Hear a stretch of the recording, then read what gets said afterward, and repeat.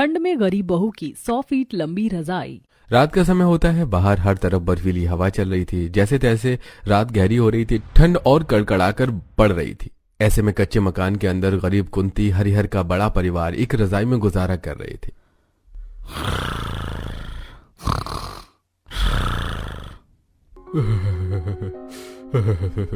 हे भगवान, आज तो दबाकर सर्दी हो रही है। अरे रजाई में भी सारा शरीर सिहर रहा है। ठंड से कांपते हुए हरिहर उठकर देखता है कि उसके ऊपर से रजाई हट चुकी है। अरे गजब हाल है। कसम से पता नहीं है लोग किस तरह से रजाई ओढ़ते हैं। हर बार मुझको उघाड़ देते हैं। दिन भर कोल्हू के बैल की तरह भयंकर सर्दी में खट कर आओ और रात में ढंग से सोने को पूरा बिछोना ओढ़ना भी नहीं मिलता है। थरथराते हुए हरिहर अपनी रजाई अपनी तरफ खींचकर सो जाता है, जिससे अब टूटी खिड़की से अंदर आ रही ठंडी ठंडी हवा कुंती को लगती है, जिससे वो कुड़कुड़ाने लगती है। हे भगवान, इस बुढ़ऊ का धंधा पानी कितना ज्यादा खराब हो गया। जब देखो रात भर रजाई दबाकर सो जाता है। हाँ हाँ, खींच लो सारी रजाई। मेरे ओढ़ने को छोड़ना मत जरा भी। अरे भाग्यवान, है तो तुम्हारी तरफ भी रजाई। अरे मैंने सारी थोड़ी ली है। हाँ हाँ, जैसे कि रजाई तो तुमने 100 फीट जितनी लंबी चौड़ी भरवा रखी है, तो सब एक रजाई में एक साथ इकट्ठे सब लोग आराम से आ जाएंगे। अरे 5-6 फीट की रजाई है तो सबको ओढ़ने में तो छोटी पड़ेगी ही। अरे भाग्यवान, मैं तुम्हारे आगे हाथ जोड़ता हूँ, मुझे सो लेने दो। जब देखो खाली कलेश करती रहती हो। अरे और लो रजाई भी, तुम भी रख लो, मुझको नहीं ओढ़ना, इसी तरह सो जाऊंगा मैं। हरिहर हाथ पैर सिकोड़कर बिना रजाई के सो जाता है। तभी झगड़े की आवाज से घर के बाकी सदस्य भी बिस्तर में उठकर बैठ जाते हैं। कुंती भाभी, भाई साहब, क्या हो गया?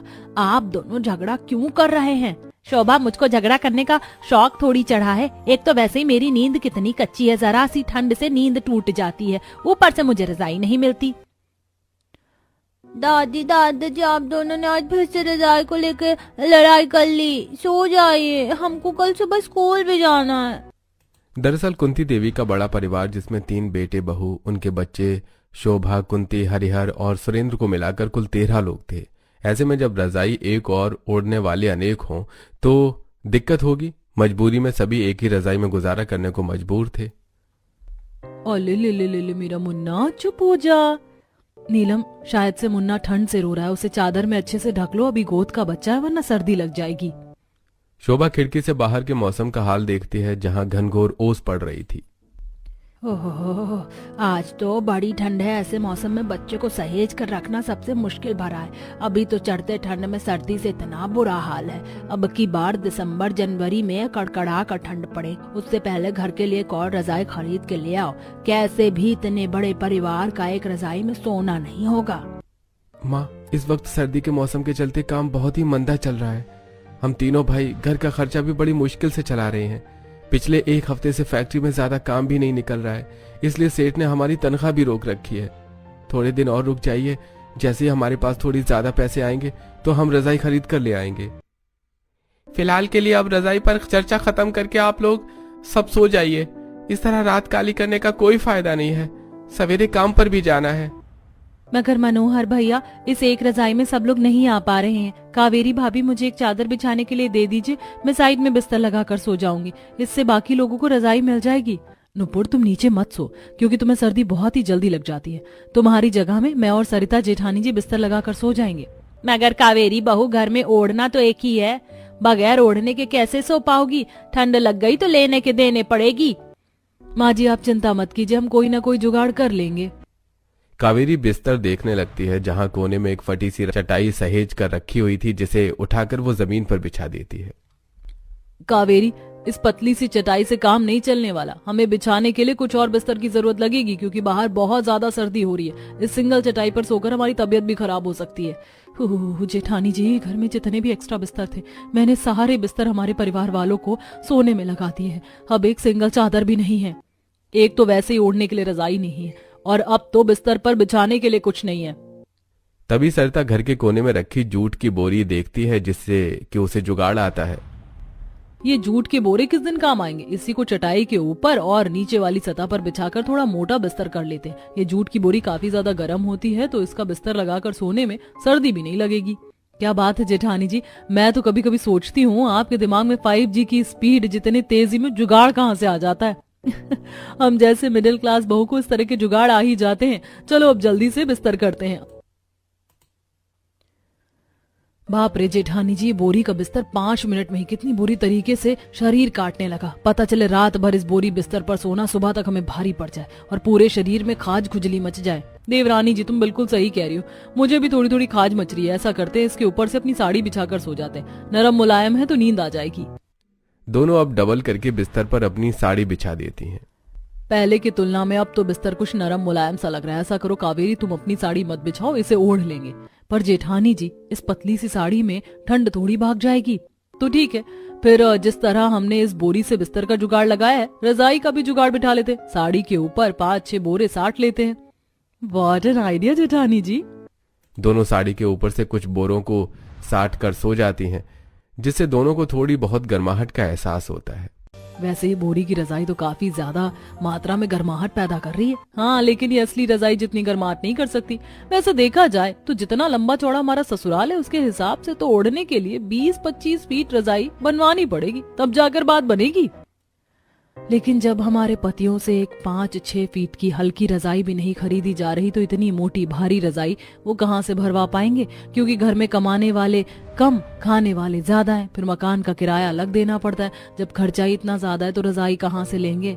चलिए सो जाइए, सुबह खाना पीना भी बनाना होगा। दोनों बहू के अलग बिस्तर लगाकर सोने के बाद भी ससुराल वालों के बीच रजाई की खींचतानी रात भर चलती है। यूं ही ठंड में कुकुड़ते हुए सुबह हो जाती है। अच्छू, अच्छू। देखा, लग गई ना सर्दी। इसीलिए कहती हूँ रात को भी स्वेटर पहन कर ही सोया करो। मैं अभी काढ़ा बना देती हूँ, पी लेना। मुझको नहीं भी ना कड़वा काढ़ा, इससे अच्छा एक न्यू रजाई खरीद लो ना मम्मी प्लीज। नेहा को नई रजाई खरीदने की जिद करते देखकर सरिता हताशा से भर जाती है। नेहा बेटी, तुम तो मेरी समझदार बच्ची हो ना, ऐसे जिद नहीं करते। और वैसे भी हमारे घर में एक रजाई तो पहले से ही सोने के लिए है। पर मम्मी हमको नहीं सोना इस सड़ी सी रजाई में, पता है उसमें बहुत ज्यादा सर्दी लगती है। ऊपर से रजाई भी दादा, कभी पापा, कभी चाचा खींचते रहते, हम बच्चों को रजाई भी नहीं मिलती। मोनू बेटा, अभी तुम स्कूल जाओ। रही बात रजाई की, तो मैं तुम्हारे लिए नरम मुलायम रजाई बना दूंगी। सच्ची बच्ची मम्मा, आप मेरे लिए रजाई बनाओगी? मैं अपनी रजाई में अकेले सोऊंगा, किसी को भी अपनी रजाई नहीं दिखाऊंगा। नई रजाई की बात से मोनू खुश होकर स्कूल चला जाता है। तभी कुंती कहती है, सरिता बहू, तू तो अच्छे तरीके से देख रही है अभी घर के कितने बुरे हालात चल रहे हैं। तुझे बच्चे को इस तरीके से नई रजाई दिलवाने का दिलासा नहीं देना चाहिए था।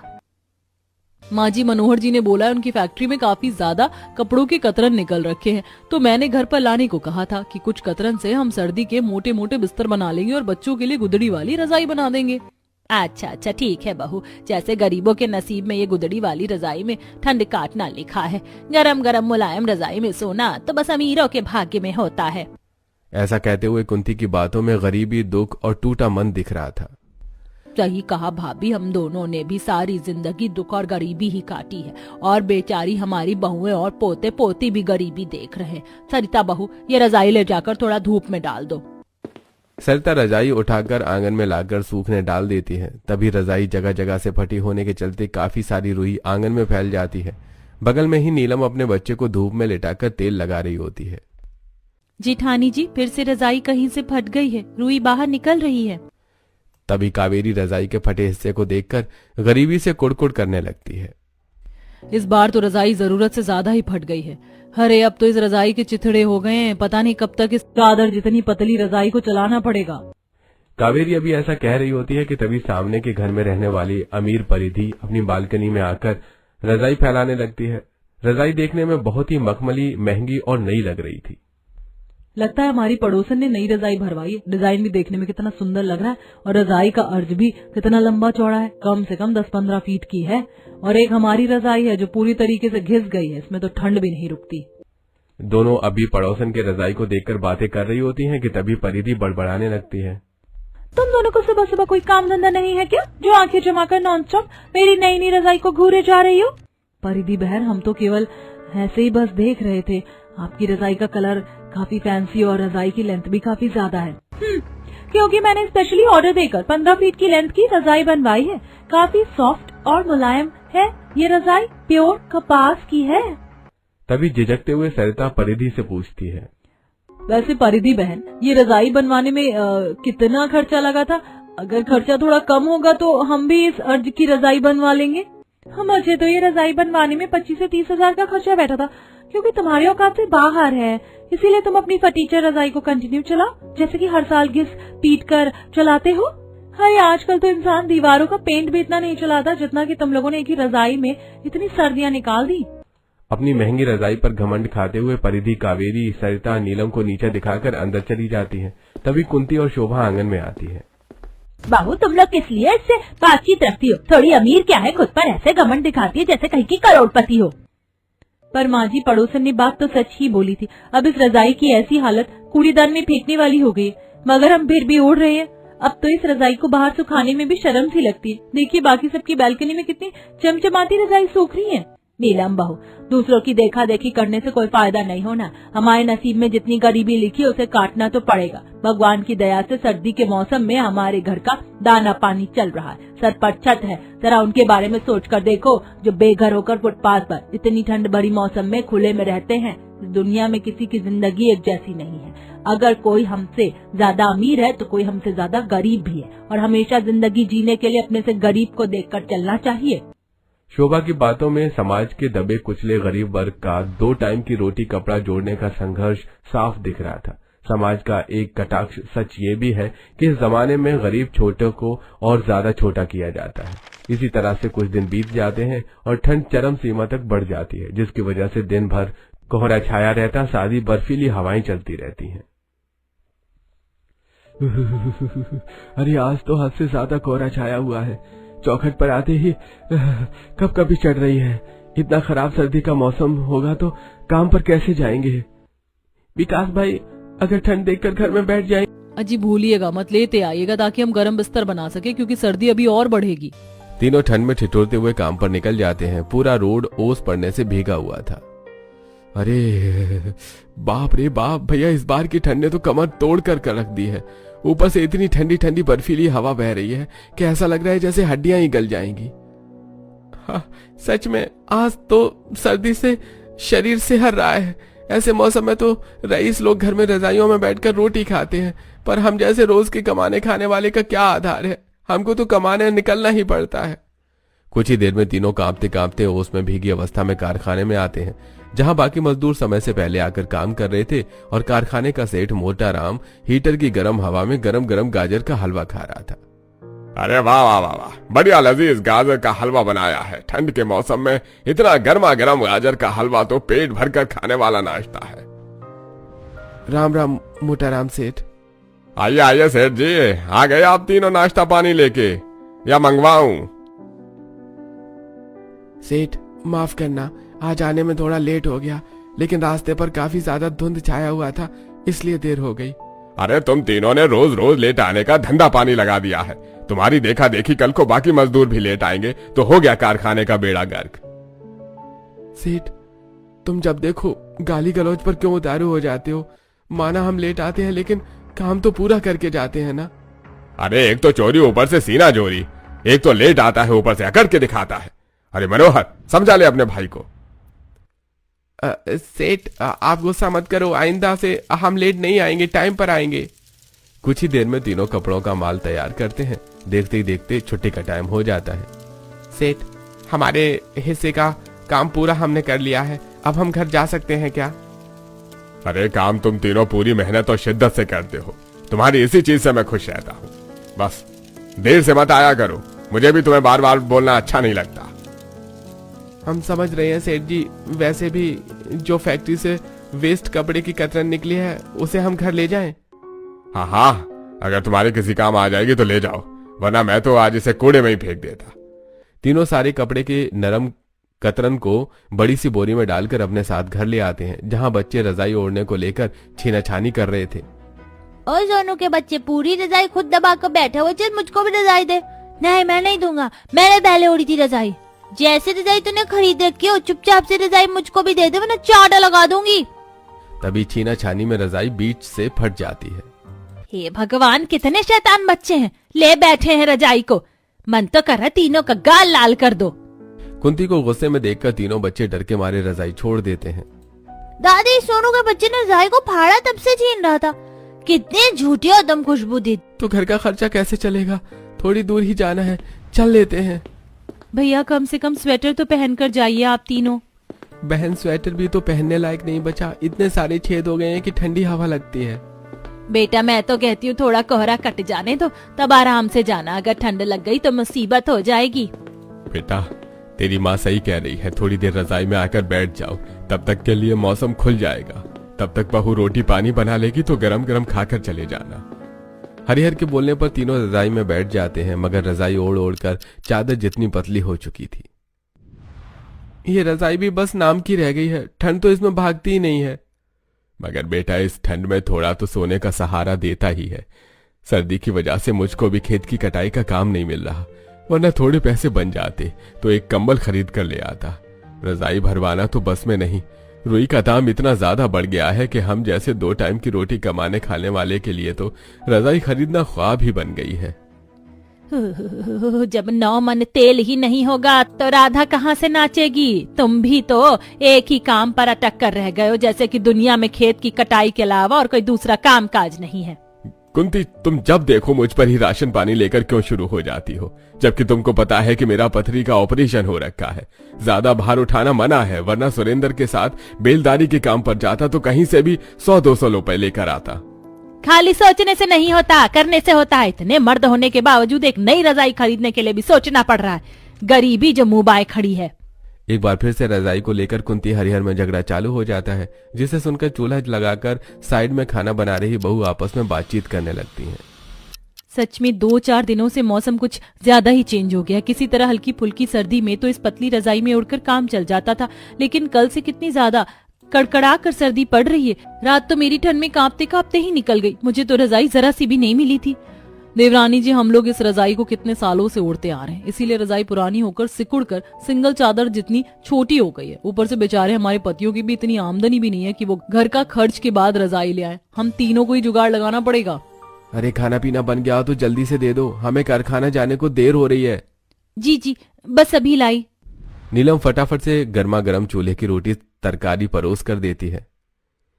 वैसे ठंड के मौसम में तो गर्मा गर्म खाना ही सही होता है, वरना थोड़ी देर के लिए बनाकर रख दो तो बर्फ जितना ठंडा हो जाता है कि गले से निकला भी नहीं जाता। ओढ़ने के लिए नरम गरम रजाई ना सही, गरम गरम रोटी तो खाने को नसीब ही हो गई। इसी से थोड़ी बहुत शरीर में गर्माहट आ गई, काम पर जाया जा सकता है। तीनों खाना खाकर जैसे ही काम पर जाने लगते हैं तो सरिता मनोहर को बोलती है, अजी आपने कहा था कारखाने से कपड़े के कतरन लेकर नहीं आए। अरे काम के चक्कर में रोज लाना भूल ही जाता हूँ, आज आते टाइम याद से लेते आऊंगा। तुम भी रजाई खींच रही थी? चुप कर एकदम, मैं देख रही हूँ आजकल तेरी बदमाशी बहुत ज्यादा बढ़ गई है। एक रजाई थी उसको भी फाड़ दिया। दादी कान पकड़ कर सो रही है, लेकिन मैं जानबूझकर रजाई नहीं फाड़ी। माँ, इसमें सोनू की गलती नहीं है, ये रजाई बिल्कुल अंदर से सड़ गई है, इसलिए बच्चों को जरा से खींचने पर भी फट गई। माँ जी आप परेशान मत होइए, आज ये लोग कपड़ों की कतरन लेकर आए हैं ना, आज की रात कैसे भी काट लेंगे, कल किसी तरह हम नई रजाई बिठा देंगे। उस दिन मजबूरी में पूरा गरीब ससुराल सर्दी में बोरी ओढ़कर सोता है, जिसे सुबह तक सबके शरीर में खुजली होने लगती है। मम्मी शरीर में बहुत तेज खुजली बज रही है।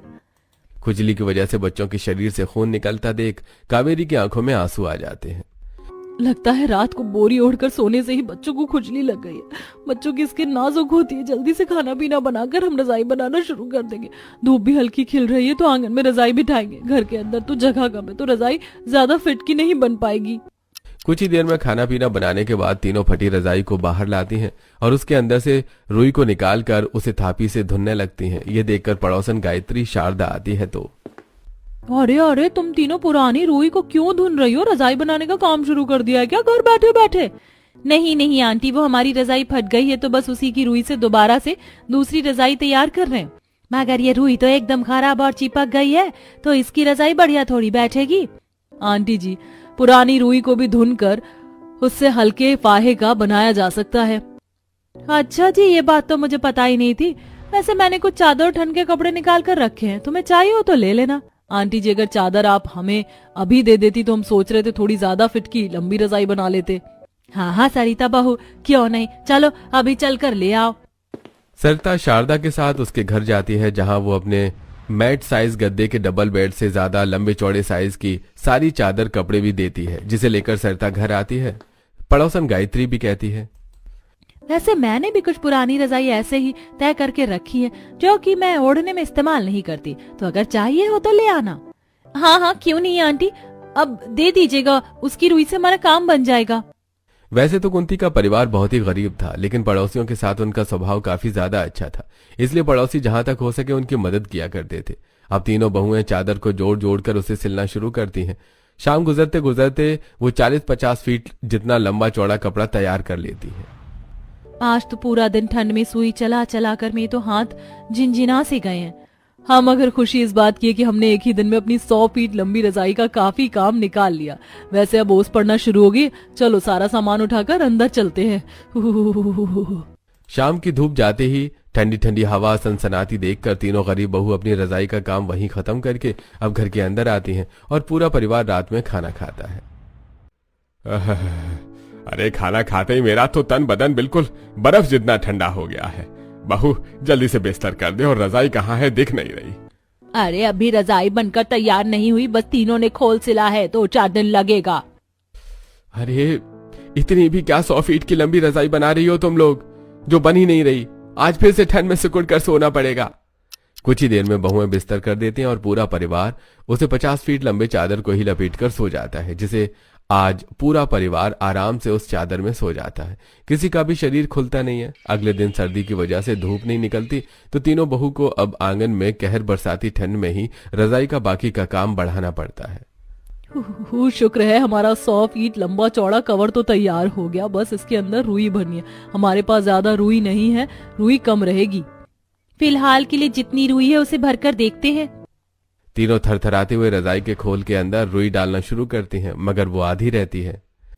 इतनी सी रुई तो हमारी आधी रजाई भी नहीं भर पाई। रजाई अगर पतली बनेगी तो ज्यादा गर्माहट नहीं करेगा, हमें भारी रजाई बनाने के लिए कुछ जुगाड़ करना पड़ेगा। तभी तीनों एक दरी वाले को जाते देखती हैं, जिसके पास काफी सारे ऊनी कपड़े होते हैं। दरी बनवा लो, दरी, कपड़े और चादर की दरी बनवा लो। इस दरी वाले के पास कितने ऊनी कपड़े हैं, इससे हमारा काम बन सकता है। अरे ओ दरी वाले भैया, रुकना जरा। हाँ बहन जी, बोलो, दरी बनवानी है? भैया हमें दरी नहीं बनवानी, बल्कि ऊनी कपड़े चाहिए। कैसे रुपए किलो बेचोगे? अरे बहन जी, आपको चाहिए तो फ्री में रख लो, ऐसे ऊनी कपड़ों का तो मेरे पास भंडार है। अब तीनों ऊनी कपड़े ले लेती हैं और अब उसे ऊन वाले स्वेटर शॉल के ऊन उधेड़ कर रजाई में डालती हैं, जिससे रजाई कुछ स्तर तक और भरती है। अभी हमें कुछ और मुलायम कपड़े कतरन चाहिए होगा, तभी हमारी 100 फीट की लंबी रजाई मोटी नरम नरम बनेगी। मुझे याद आया, जब हम जंगल में लकड़ी बीनने जाते थे तो वहाँ पर कपास की तरह का ही एक वन पौधा होता है, उससे काम बन जाएगा। सरिता की जुगाड़ पर दोनों भी सहमत होती हैं। अगले दिन ठंड में अब तीनों जंगल आती हैं, जहां आधे से ज्यादा जंगल का भाग उस कपास जैसे दिखने वाले वनबारी से भरा हुआ था, जिसे तोड़कर वो घर लाती हैं। जिसके बाद वो अब रजाई को पूरी तरीके से भरकर उसे पर मोटे मोटे धागे चलाकर बहुत ही बढ़िया सुंदर 100 फीट की लंबी रजाई तैयार करती हैं, जिससे पूरा परिवार रात में गर्माई में सोता है।